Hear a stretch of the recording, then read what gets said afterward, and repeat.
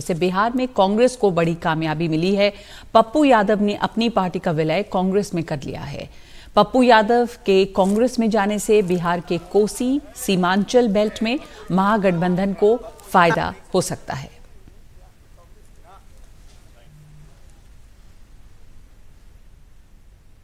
आज पप्पू यादव ने Congress party join कर ली, हमारे साथ इस वक्त जुड़ रहे हैं। सबसे पहली प्रतिक्रिया बताएं सर, क्यों आपको कांग्रेस पार्टी ज्वाइन की आपने? भैया ये बिहार की आवाज़ भी थी और कांग्रेस के आइडियोलॉजी के साथ मैं शुरू से रहा। राहुल जी हमेशा भाई की तरह हमें लगे और उनका हमेशा स्नेह भी मिला, ब्लेसिंग भी रहा।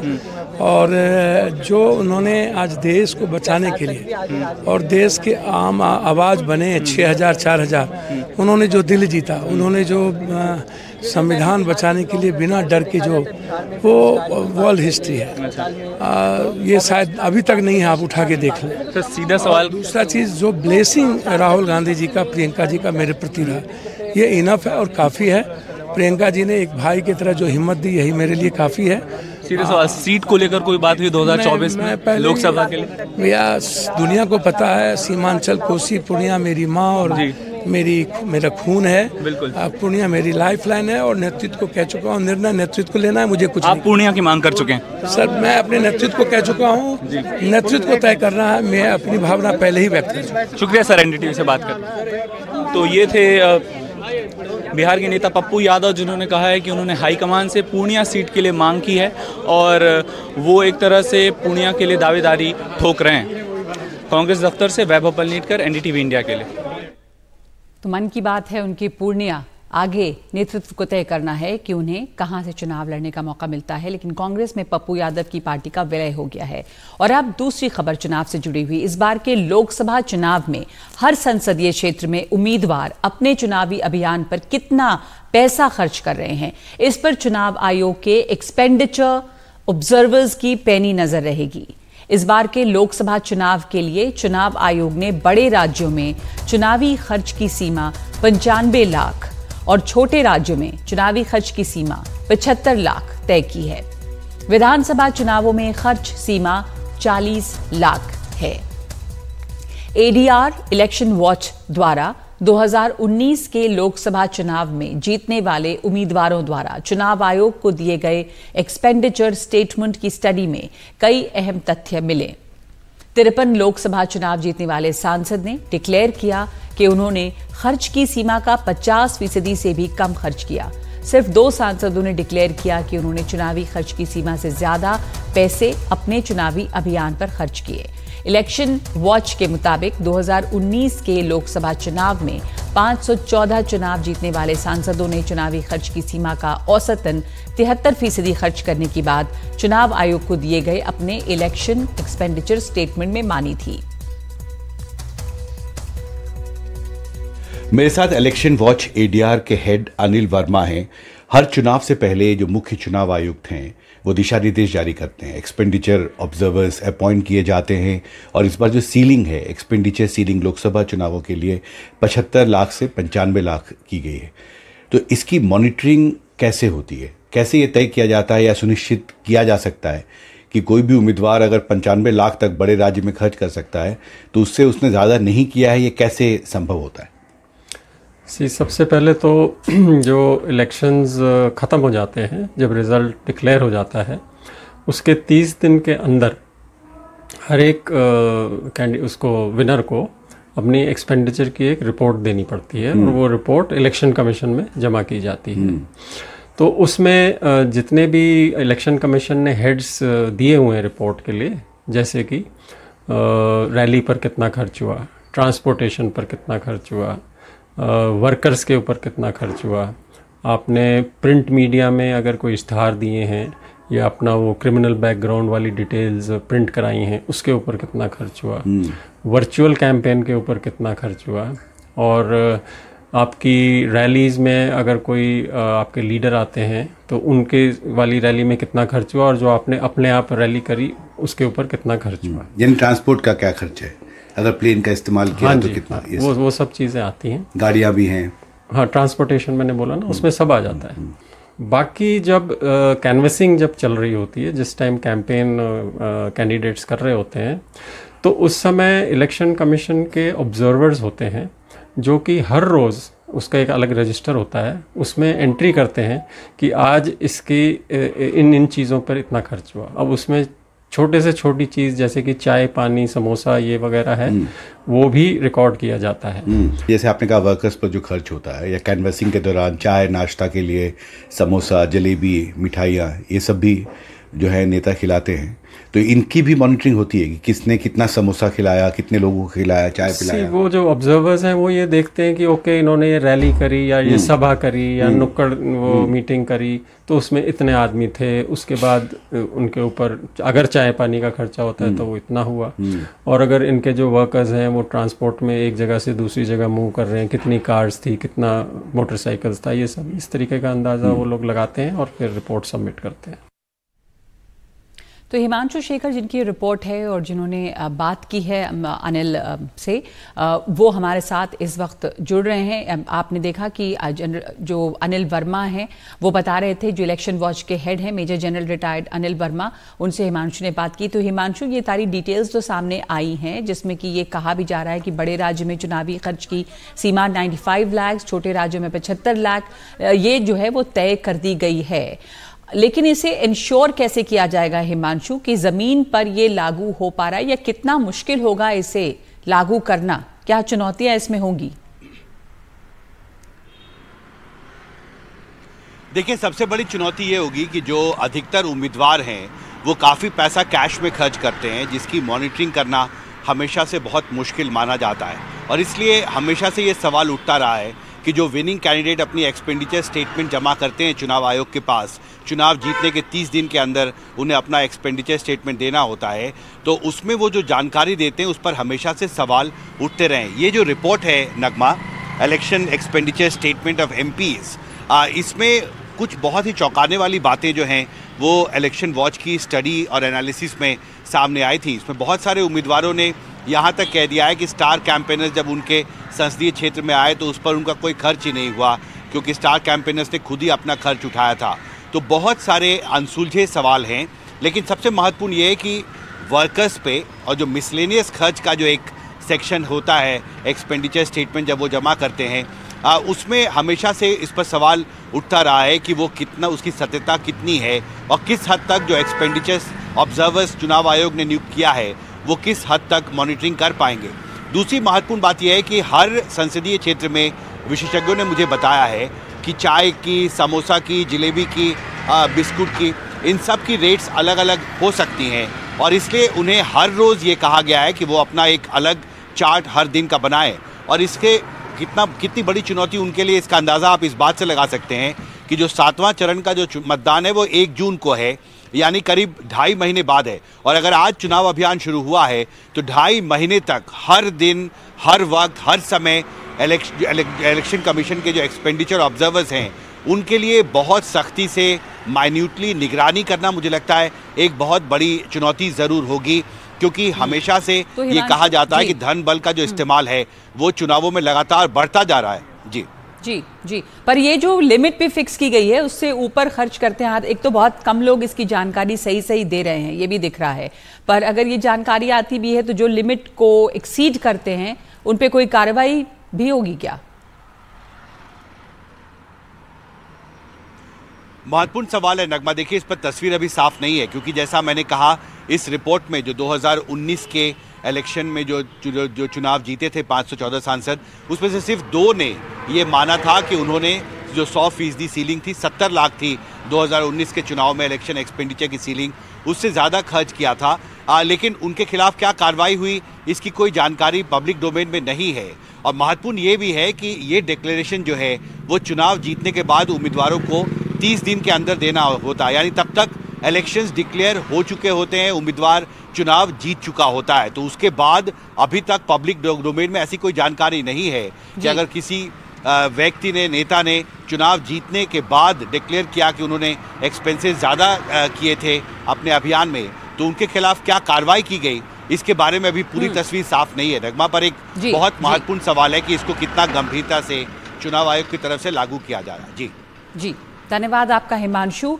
कौन कितना खर्च कर रहा है चुनावों में, इस पर पैनी नजर रहेगी इलेक्शन ऑब्जर्वर्स की, और इसकी जानकारी भी होगी और एक लिमिट भी इसकी तय कर दी गई है कि कितना खर्च किया जा सकता है बड़े राज्यों में, छोटे राज्यों में। एक ब्रेक लेंगे 5 की बात में। उसके बाद राज ठाकरे के MNS को मिल सकता है दक्षिण मुंबई की लोकसभा सीट, लेकिन इसका क्या फायदा क्या नुकसान, ब्रेक के बाद।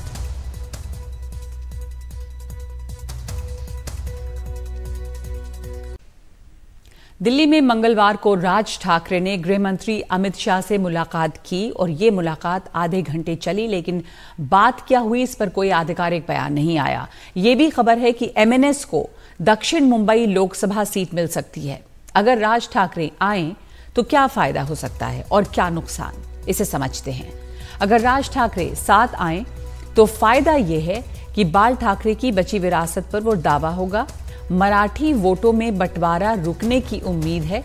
मुंबई पुणे में कुछ जगहों पर MNS की मौजूदगी है। महाराष्ट्र में युवा वोट ज्यादा मिल सकते हैं। और इसके अलावा अगर राज ठाकरे साथ आते हैं तो नुकसान यह है कि उत्तर भारतीयों के खिलाफ राज ठाकरे का रुख ठीक नहीं रहा है, बल्कि वो उत्तर भारतीयों का विरोध करने के लिए ही उनकी पार्टी जानी जाती रही है। उत्तर भारतीयों के वोटों पर असर पड़ सकता है। बिहार, यूपी जैसे राज्यों में विपक्ष को मिल सकता है ये एक मुद्दा। अभी MNS की महाराष्ट्र में क्या हालत है ये भी देखें। 2019 में MNS का एक ही विधायक था। महाराष्ट्र के कुल 2.25% यानी 12,42,135 वोट। बीजेपी एक वोट जोड़ने में लगी हुई है। तो हमारे साथ जुड़ रही है हमारी सहयोगी पूजा भारद्वाज। पूजा, MNS और बीजेपी के साथ को लेकर और क्या खबरें हैं? खबर तरह तरह की आ रही है कि दक्षिण मुंबई की जो सीट है वो उन्हें मिल सकती है, लेकिन कहीं से कोई कंफर्मेशन नहीं है। कल मुलाकात भी हुई है अमित शाह से, पर वहां पर क्या खबर आप सुन रही हैं और MNS के साथ आने से क्या फर्क पड़ने वाला है? जी नकबा, बताया ये जाता है कि बीजेपी ने एक बड़ी रिसर्च अपने लेवल पे की है, जहां पर उन्होंने समझा है कि जो कांग्रेस, शरद पवार की NCP और उद्धव ठाकरे का जो विपक्षी गठबंधन है, उनका गढ़ जिस तरह से है, वहां पर जो मराठी वोटर्स हैं वहां पर कहीं ना कहीं महायुति को नुकसान पहुंच सकता है। इसलिए उसे साधने के लिए राज ठाकरे का साथ होना काफ़ी फर्क पड़ेगा और महायुति को, NDA को उससे फायदा होगा। राज ठाकरे का भी रुख हम लगातार देखते रहे हैं, उनकी विचारधारा से लेकर किस तरह से बीजेपी की तरफ उनका झुकाव रहा है, और 2014 में तो हमने देखा कि किसी समर्थन के भी उन्होंने बात कही। तो अब उसके साथ ही अगर उत्तर भारतीय जो वोट शेयर की बात हो रही है, जो हम जमीन पर समझ रहे हैं, उन्हें कुछ खास लग नहीं रहा है कि इससे फर्क पड़ेगा, क्योंकि NDA के साथ जो उत्तर भारतीयों में जो लहर थी वो NDA के साथ ही वो रहेंगे। भले ही राज ठाकरे उसमें शामिल होते हैं या नहीं, उसमें कुछ खास फर्क पड़ता हुआ नहीं दिखेगा। मराठी वोट शेयर पर जहां साधने की बात है वो जरूर एक आंकलन बीजेपी अपने लेवल पे कर चुकी है, और जो उनके सहयोगी गठबंधन में जो दल हैं वो भी इसका समर्थन कर रहे हैं। लेकिन अभी जहां पर बात फंसी हुई है, आप देखें अमित ठाकरे भी, जो राज ठाकरे के बेटे हैं, वो अमित शाह से मुलाकात के समय मौजूद थे। तो बीजेपी चाहती है कि अमित ठाकरे, जो कि MNS के युवा विंग को, यूथ विंग को अभी हेड कर रहे हैं, उनको दक्षिण मुंबई से उम्मीदवार बनाना चाहिए। वहीं राज ठाकरे चाहते हैं कि बाला नांदगांवकर, जो कि दक्षिण मुंबई का विधायक के तौर पर प्रतिनिधित्व कर चुके हैं, जो कि बहुत ही भरोसेमंद नेता हैं राज ठाकरे के, वो चाहते हैं कि उन्हें फील्ड यहां से किया जाए दक्षिण मुंबई से। तो दक्षिण मुंबई एक तो सबसे हाई प्रोफाइल ये सीट, लोकसभा सीट मानी जाती है। आप यहाँ पर देखें, मिलिंद देवड़ा ने अगर कांग्रेस छोड़ी तो वजह यही थी कि वहां से अरविंद सावंत को, जो कि सिटिंग MP हैं वहां के, उद्धव ठाकरे गुट शिवसेना के, उनको वापस से यहां पर उम्मीदवार बनाया गया है। बीजेपी की तरफ से आप देखें राहुल नार्वेकर, उन्होंने अपना अभियान वहां पर शुरू कर दिया था। प्रचार के तौर पर लगभग तय माना जा रहा था कि राहुल नार्वेकर को ही वहां की उम्मीदवारी मिलेगी। वहीं साथ ही साथ मिलिंद देवड़ा भी प्रचार वहां पर कर रहे थे। तो शिंदे गुट शिवसेना हो या फिर बीजेपी हो, दोनों ही दक्षिण मुंबई से चाहती थी अपने अपने उम्मीदवार लाना। लेकिन उसी बीच ये जरूर बीजेपी समझ चुकी है कि अगर मराठी वोट शेयर को अगर साधना है, खासतौर से दक्षिण मुंबई देखें, 10 साल से अरविंद सावंत वहां पर हैं, लगातार 2 बार जीते, लेकिन बीजेपी का सहयोग था, बीजेपी के साथ वो नहीं नहीं है तो वहां पर क्या समीकरण बदलेंगे वो भी देखने वाली बात है। लेकिन एक अपनी जो इनकी समझ है, आंकलन है, वो समझ चुके हैं कि मराठी वोट शेयर शायद कहीं ना कहीं एनडीए को नुकसान पहुंचा सकता है, तो उनका साथ अहम होगा। तो ऐसे में आप एक धड़ा एमएनएस का ये भी देखें जो चाहता है कि ऐसे समय में जब उद्धव ठाकरे की शिवसेना टूटी हुई है तो मराठी वोटों को साधने के लिए राज ठाकरे को 18 लोकसभा सीटों पर खुद लड़ना चाहिए, अलग लड़े, ये चाहती है एक जो धड़ा है एमएनएस का। इसलिए वो नहीं चाहते कि एनडीए के साथ जाकर लड़े। तो एक हालांकि मेजॉरिटी ये चाहता है कि वो एनडीए के साथ होकर राज ठाकरे आए, लेकिन एक सूझबूझ वहां पर एक बातचीत ये भी चल रही है कि 18 लोकसभा सीटों पर राज ठाकरे अकेले जाएं तो अमित ठाकरे कैंडिडेट हो सकते हैं। बीजेपी चाहती है, बाला नांदगांवकर भी फील्ड में है, तो ये देखना होगा कि कैंडिडेट कौन होगा और ये भी कि क्या फाइनल डिस्कशन में वो बीजेपी के साथ, एनडीए के साथ जाते हैं या नहीं। तो इसकी बैठक चल रही है, 2 से 4 दिनों में शायद साफ हो पाए। जी धन्यवाद आपका पूजा। काफी जहां पर भी मामला उलझा हुआ है, लेकिन स्थिति जल्दी ही साफ हो जाएगी कि क्या होगा। एमएनएस जो है वो बीजेपी के साथ आती है या नहीं। आगे बढ़ते हैं। इन्वेस्टमेंट कंसल्टेंट की एक खबर आई थी कि वो लापता हो गया है, कि इन्वेस्टमेंट कंसल्टेंट यानी कि जिसने निवेश करवाए बहुत सारे लोगों के, वो ही लापता है। सैकड़ों निवेशकों के इसमें बहुत सारे पैसे फंसे हुए हैं, हजारों करोड़ फंसे हुए हैं। पीड़ितों में एक हैं अभिनेता अनु कपूर। ज्यादा ब्याज जो इसमें होता है कि ब्याज भी मिलेगा लेकिन मूलधन भी गायब हो गया है, ऐसा कहा जा रहा है। अनु कपूर हमारे साथ जुड़ गए हैं, बहुत शुक्रिया आपका अनु जी। हुआ क्या ये जो अभी इन्वेस्टमेंट कंसल्टेंट है वो लापता हैं, इसमें कितने लोग शामिल हैं, कितने पीड़ित हैं? आप भी इनमें से एक हैं, बताएं क्या मामला है। जी, RITES consultancy owned by mister Ambar Dalal, जिनके साथ सैकड़ों लोग काफ़ी साल से इन्वेस्ट कर रहे थे और उनका इंटरेस्ट या डिविडेंड जो भी कहते हैं इस भाषा के अंदर, वो कई सालों से मिल रहा था। वो अचानक न्यूज़ मिली कि वो शुक्रवार से लापता हैं। तो सारे इन्वेस्टर्स जो थे वो अचानक विक्टिम बन गए हैं और उनमें भी मैं मेरा छोटा सा परिवार है और लोगों ने तो बहुत करोड़ों रुपए निवेश किए थे और अभी तक उनका पता नहीं लग पाया है। और जो भी प्रक्रिया है, जो एफआईआर दर्ज करानी है और 20-25 करोड़ से ज़्यादा का कोई स्कैम होता, तो मैंने पहली बार एक वर्ड सुना, पॉन्जी स्कैम। तो इसको पॉन्जी स्कैम कहा जा रहा है। पता नहीं पॉन्जी स्कैम का क्या मतलब है, मैं थोड़ा सा जानता नहीं, अनभिज्ञ उन चीज़ों से। तो वो 25 करोड़ के ऊपर अगर चला जाता है तो वो इकोनॉमिक ऑफेंसिव विंग के अंतर्गत आता है। और हमारे इस EOW के मुंबई शहर के जो इंचार्ज है, जॉइंट CP जो है श्री निशित मिश्रा जी, उनके पास तक बात पहुंच गई है और जो भी प्रक्रिया है वो आरंभ हो चुकी है। कितने लोग इसके साथ, कुछ आपको जानकारी? आपका परिवार एक छोटा सा परिवार, आपने कहा कि उसके साथ जुड़ा है, लेकिन काफी बड़ी संख्या में लोग हैं। और कब आप लोगों को ये समझ में आया कि ये अंबर दलाल जो हैं ये लापता हैं? ये फ्राइडे को मुझे न्यूज़ मिली थी, सहयोग से मैं उस वक्त इंदौर में था और फ्राइडे से ही पता लगा कि वो चले गए हैं। लैपटॉप लेके निकले थे, अपनी गाड़ी लेके निकले थे और एक छोटा सा बैग पुलिस ने CCTV कैमरा के ऊपर उसको ट्रेस किया, उसको मॉनिटर किया और वो चले गए। और सहयोग की बात यह है कि अंबर दलाल मेरी ही बिल्डिंग में रहते थे, उनका परिवार अभी भी वहीं पर है, उनकी धर्मपत्नी वहाँ पर हैं, उनके माताजी पिताजी वहाँ पर हैं, उनके दोनों बेटे और बहू भी वहाँ पर हैं और उनके ऊपर जो भी वैधानिक कार्रवाई अगर होनी चाहिए तो वो की जा रही है, की जाएगी। तो आप लोग उनको काफ़ी समय से उनके साथ निवेश कर रहे थे और उनके बारे में जैसा बता रहे परिवार वही हैं, एक भरोसा रहा होगा उन पर। बिल्कुल बिल्कुल बिल्कुल। लोगों का, मैं तो 6-7 साल से था, लोगों ने 10-10 12-12 साल से निवेश किया और वो सही टाइम पे 10 या 11 तारीख को जो भी इंटरेस्ट होता था वो उस पैसे का लाभ लोगों को उनके अकाउंट में पहुंच जाता था। ये 10-12 साल तक विश्वास अर्जित करने के बाद विश्वासघात करना, ये एक अपने आप में निराली सी बात है। फिर समस्या आती कि किसके ऊपर विश्वास करें। जी जी, धन्यवाद आपका अनु कपूर जी हमारे साथ जुड़ने के लिए। ये बता दें कि ये इकोनॉमिक ऑफेंस विंग अब इस मामले को देख रही है और एक लुकआउट सर्कुलर भी जारी कर दिया गया है। परिवार, जैसा अनु कपूर बता रहे हैं कि परिवार उसी बिल्डिंग में है जहां वो रहते हैं मुंबई में। पुलिस ने घर के बाहर में पहरा भी लगा दिया है, वहां पे उनकी पत्नी भी है, माता पिता भी हैं और ये मामला जो है वो EOW को दे दिया गया है। ये इन्वेस्टमेंट कंसल्टेंट हैं जिनके साथ बड़ी तादाद में लोगों ने निवेश किया, हर महीने उनके ब्याज मिलते थे और 10 साल से लोगों का विश्वास उन्होंने अर्जित किया, लेकिन उसके बाद ये विश्वासघात ही है। तो ये आर्थिक निवेश सलाहकार थे जिसमें अब सैकड़ों निवेशकों के पैसे फंसे हुए हैं। दूसरी खबर पे बढ़ते हैं। एक खबर आई कि असम की जो राजधानी है गुवाहाटी, वो सबसे प्रदूषित शहरों में है और अब उसकी खबर के सामने आने के बाद असम प्रदूषण नियंत्रण पैनल ने गुवाहाटी प्रदूषण पर जो वैश्विक रिपोर्ट है उसे भ्रामक बताया है। ये रिपोर्ट आई थी कि जो बिहार में एक जगह है बेगूसराय, वो दुनिया के सबसे ज्यादा प्रदूषित शहर है और दूसरे नंबर पे गुवाहाटी है, लेकिन इस रिपोर्ट को भ्रामक बताया गया है। पैनल ने पिछले 2 सालों का डेटा भी जारी किया है और वो बता रहे हैं कि ये रिपोर्ट जो है वो गलत है। रत्नदीप हमारे साथ जुड़ गए हैं।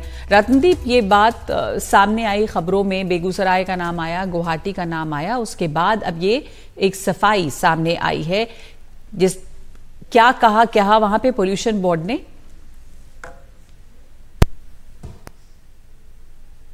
देखिए, कल जब ये खबर सामने आई, जब सोशल मीडिया में पहली बार चर्चा में आई कि IQ एयर नामक जो एक संस्था है, एक स्विस संस्था है जो कि मॉनिटर करती है ग्लोबल एयर क्वालिटी, उन्होंने एक ग्लोबल रैंकिंग जारी किया था जो कि PM 2.5 जो पोल्यूशन लेवल्स के, और उसमें जैसे आपने जिक्र किया है बेगूसराय सबसे ज़्यादा और इसके बाद गुवाहाटी जो सेकंड मोस्ट पोल्यूटेड सिटी के रूप में उभर के आया है पिछले 1 सालों में। और वहाँ पे एक बात कही गई थी कि PM 2.5 पिछले 1 साल में लगभग डबल हो गई है जो पोल्यूशन की लेवल। मगर अब जो Assam state pollution control board है, जो कि राज्य का जो पोल्यूशन सरकारी पोल्यूशन पैनल है, उन्होंने सरकारी डेटा रिलीज किया है। डेटा हमारे पास है और उन्होंने ये डेटा रिलीज करते हुए ये कहा है कि जो ये रिपोर्ट है IQ एयर का, ये मिसलीडिंग है और वहाँ पे दिखा जा रहा है कि लगभग 200% की बढ़ोतरी है। रत्नदीप, आपको बीच में रोक रही हूँ थोड़ा सा, क्योंकि हमारे साथ डॉक्टर अरूप कुमार मिश्र जुड़ गए हैं जो प्रमुख हैं असम प्रदूषण कंट्रोल बोर्ड के। डॉक्टर अरूप कुमार मिश्र, ये रिपोर्ट भ्रामक बताई जा रही है। इसमें कहा गया कि नंबर 2 है गुवाहाटी सबसे प्रदूषित शहरों में। जो आप लोगों के पास जो डेटा है उसके हिसाब से क्या स्थिति है प्रदूषण की गुवाहाटी में और इस तरह का भ्रम कैसे पैदा हो गया? कि सेंट्रल और साउथ एशिया रीजन में गुवाहाटी सेकंड हाईएस्ट सिटी है, वो तो किसी को विश्वास भी नहीं हो रहा है। हम तो यहाँ प्रदूषण नियंत्रण परिषद में काम करते हैं, ठीक है, हमको मालूम है, लेकिन आम आदमी भी ये मानने के लिए तैयार नहीं है कि देश के इतने हजारों छोटे छोटे बड़े शहर में IQ एयर जो है Swiss based air quality organisation, इन्होंने रिपोर्ट किया है एज हाई एज 105.4 माइक्रोग्राम पर मीटर क्यूब। हमारे पास जो डाटा है वो data CPCB central pollution control board, ministry of environment forest climate change, उनका हिसाब से हमारा जो डाटा है वो है 2021 में ये सिर्फ 57.18 माइक्रोन था। उसके बाद 2022 में थोड़ा नीचे आके 52.6 हुआ है और इस बार जो 23 साल जो खत्म हुआ है 2023 52.8 माइक्रोग्राम हुआ है। और these are measured based on completely continuous ambient air quality monitoring station जो है हमारे पूरा असम में 11 जगह में है, गुवाहाटी में 4 जगह में है। इनका डेटा का ऊपर भरोसा करके लिया गया है। तो जो सबसे अनफॉर्चुनेट बात है, विदाउट गिविंग एनी बेसिस कि कौन सा बेसिस में ये मेजरमेंट लिया गया है, इसका एनालिटिकल मेथड क्या है, कुछ नहीं है, रेफरेंस कुछ पॉइंट नहीं है।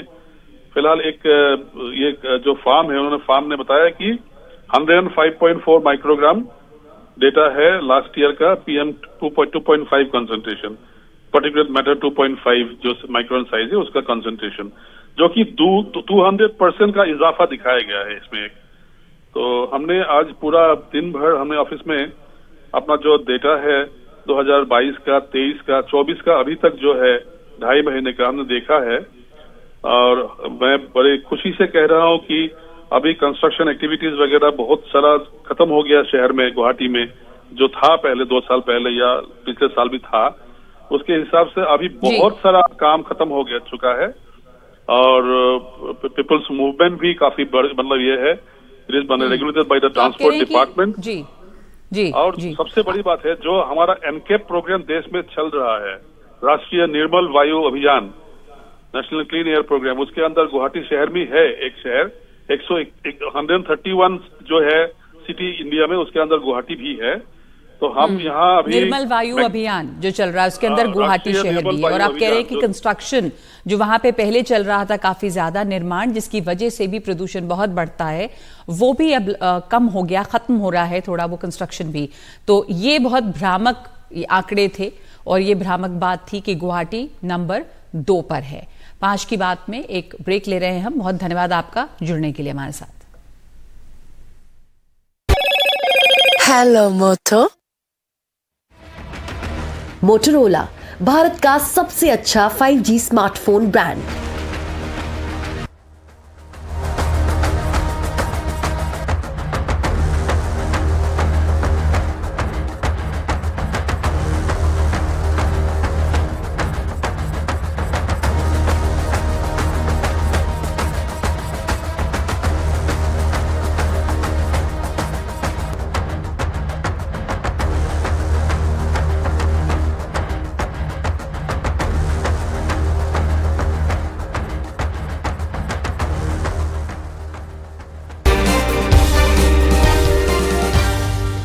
और अमेठी का क्या माहौल है, वहां लोगों से बात की हमारे सहयोगी रणवीर ने।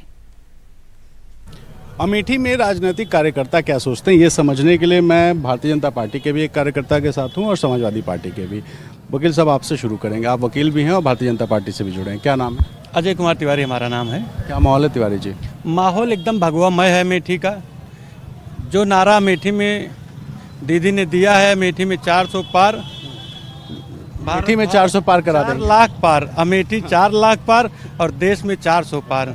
उसी नारे के साथ हम लोग भी अमेठी में काम कर रहे हैं। निश्चित तौर पर दीदी विजयी होंगी। कांग्रेस के पास प्रत्याशी ढूंढने की क्षमता नहीं है।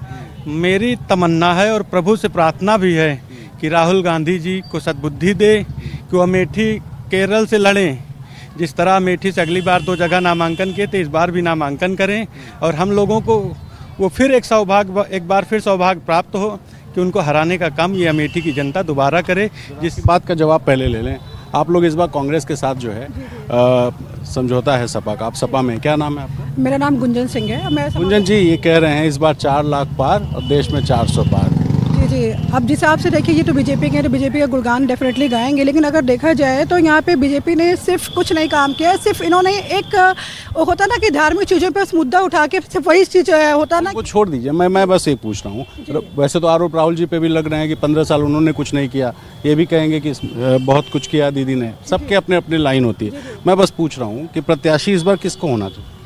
ठीक है, वो तो डिपेंड करता है पार्टी के शीर्ष से, तो तभी जैसे कुछ अभी चाहते हैं राहुल जी लड़ें? जी, हम लोग डेफिनेटली चाहते हैं कि राहुल गांधी जी यहाँ से लड़ें, तभी एक अच्छी फाइट देखने को मिलेगी अमेठी में। अगर राहुल जी नहीं लड़ेंगे तो नहीं मिलेगी?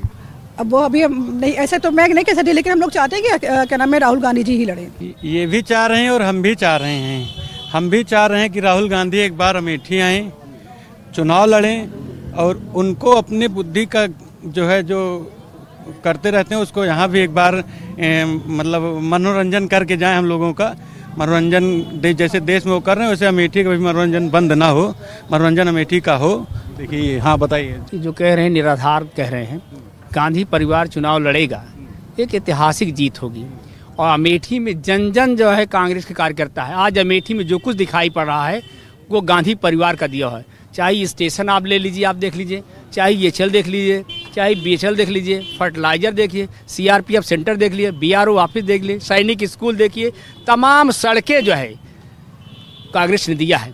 और विश्व स्तर पर, दुनिया के स्तर पर जो है कांग्रेस अमेठी जानी जाती है और अमेठी का नक्शा दुनिया पे निगाहें रहती हैं। आज गांधी परिवार चुनाव लड़ेगा, एक ऐतिहासिक जीत होगी। इस बात को मैसेज जाएगा दुनिया में कि गांधी परिवार, अमेठी की जनता कितना समर्पित है। पिछली बार का हुआ था ऐसा नहीं, उसमें दुरुपयोग किया गया, लेकिन जनता जागरूक हो चुकी है। मैं बताना चाहता हूँ अमेठी में क्या हुआ 10 सालों में। ट्रिपल IT थी जो है, उसको फुलफिल मान्यता न देकर समाप्त कर दिया गया। जनता इस बात को जवाब देना चाहती है, अगर गांधी परिवार चुनाव लड़ता है तो ऐतिहासिक जीत होगी और एक मिसाल बनेगा दुनिया। राहुल जी नहीं आए तो लड़ेगा निश्चित रूप से गांधी परिवार, पूरा कॉन्फिडेंस साथ मैं कहता हूँ लड़ेगा गांधी परिवार। उम्मीद है, आप लोग को भी उम्मीद है राहुल जी लड़ेंगे? नहीं, हमको तो उम्मीद इसलिए नहीं है कि राहुल जी ने तो अपनी उम्मीद पिछले ही चक्र में समाप्त कर दी थी। जी हाँ, भाजपाई हूँ। अगर उनको यहाँ से लड़ने की, जीतने की उम्मीद होती, उनके सर्वे टीम ने बताया कि आप चुनाव हार रहे हैं, तो पिछली बार ही वो वायनाड चले गए। आपको कैसे पता चला? उनकी सर्वे टीम उनको क्या बताई? अरे आप ही लोग बताते हैं, मीडिया के ही लोग न्यूज में देते रहते हैं संभावनाएं, सूत्र बताए, तो हम लोग टीवी देखते हैं, हम लोग चैनलों को सुना करते हैं। क्योंकि कह रहे हैं बहुत काम किया राहुल जी। प्लीज मत बोलिए चाचा जी। चाचा को मैं आज से नहीं, पिछले 25 वर्षों से सुन रहा हूं कांग्रेस की ओर से। ये मीडिया में यहाँ प्रतिनिधित्व करते हैं विधानसभा अमेठी में, लेकिन चाचा को भी कांग्रेस ने दुत्कार दिया। अभी कल भी मीडिया में एक खबर आई थी कि कांग्रेस जो है वो अपनी ही नेत्री को न्याय नहीं दिला पा रही है। जितने भी व्हाट्सएप, वो छोड़िए ना, वो लोकल, वो मैं बस पूछ रहा हूँ, राहुल जी अगर आएंगे तो क्या रहे? पहली बात तो यह कि राहुल जी की आने की हिम्मत नहीं है अमेठी में। ये निश्चित रूप से राहुल गांधी यहाँ चुनाव लड़ेंगे, चुनाव जीत कर जाएंगे। यहाँ जो भाजपा के लोग, बीजेपी वालों के लिए मैं ये कहना चाहूँगी, जस्ट अभी वेट एंड वॉच, अभी इंतजार करिए। और इससे पहले अगर राहुल गांधी जी हारे थे तो उसके पीछे कहीं ना भाई बीजेपी का बहुत बड़ा षड्यंत्र था। ये असल में कूटनीति की राजनीति करते हैं, राजनीति नहीं करते। अगर ये कूटनीति से करते, अगर सही में अगर राजनीति करें ना, तो ये अपनी बूथ तक ना जिता पाए। ये हालत है बीजेपी की आज। राहुल जी लड़ना तो चाहिए, लेकिन राहुल जी लड़ ही नहीं रहे ना। सबसे बड़ी बात यही है, क्योंकि 2019 की हार से वो इतने डरे हुए हैं, अभी वो डर निकाल ही नहीं पा रहे हैं। अरे भाजपा कैसे? आप भी भाजपा नहीं, हम तो समान जनता हैं, लेकिन जो पहले 2019 में हुआ था उसी का आधार पे वो आना ही नहीं चाहते हैं। मैं आपको बता आ रहा हूँ, लड़ना चाहिए राहुल जी को। अगर राहुल जी लड़ेंगे या गांधी परिवार लड़ेगा तो सीट उनकी है, नहीं तो स्मृति ईरानी जी को कोई हरा नहीं सकता। और आप कह रहे हैं आप लोग कांग्रेसी हैं? नहीं, पहले थे हम लोग जब से वोट देते हैं तब पहले वोट देते थे, अब भी हम लोग वोट देंगे, ऐसा नहीं है। लेकिन सबसे पहले तो दीदी स्मृति ईरानी जी को मैं धन्यवाद देना चाहता हूं, जो कि हम लोग 2014 से मांग करते चले आ रहे हैं। आज उन्होंने हम लोगों को आने जाने के लिए रास्ता दिया। कांग्रेसी भाजपा ही हो गया? जी बिल्कुल हो जाएगा। हमको काम से मतलब, बिजली से मतलब, सड़क से मतलब है, हमको विकास से मतलब है ना। हमको राहुल से और भाजपा से मतलब थोड़ा है। आप किसी पार्टी में हैं? मैं उसमें हूँ, भाजपा में। भाजपा में? हाँ। तो आप स्मृति जी को जिताएंगे? जी हाँ, स्मृति जी को ही जिताएंगे, हर संभव स्मृति ईरानी ही जीतेंगी। और कर्नाटका में बीजेपी जेडीएस के बीच सीट बंटवारे का मामला सुलझ गया है। कोलार सीट भी जेडीएस को देने के लिए बीजेपी तैयार हो गई है। मांड्या, हासन और कोलार सीट जेडीएस को दी जाएगी। देवेगौड़ा के दामाद डॉक्टर CN मंजुनाथ को भाजपा के टिकट पर बेंगलुरु ग्रामीण से उम्मीदवार बनाया गया है। तो इस वक्त 5 की बात में एक ब्रेक ले रहे हैं।